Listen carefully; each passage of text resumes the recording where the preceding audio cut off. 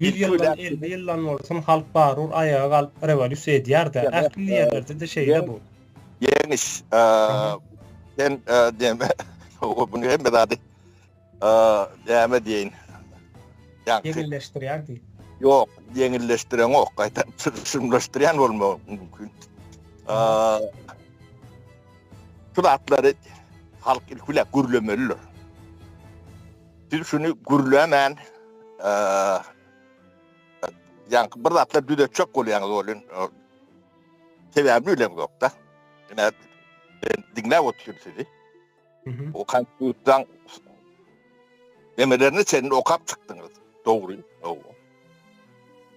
Yani o konstitüsyon bir önemli bir yeri var. Öyle şu punktlar hiç vakit ütködülmeli değerli bir adlandır. Öyle başta geleyenler. Üçlüğün ayrılığı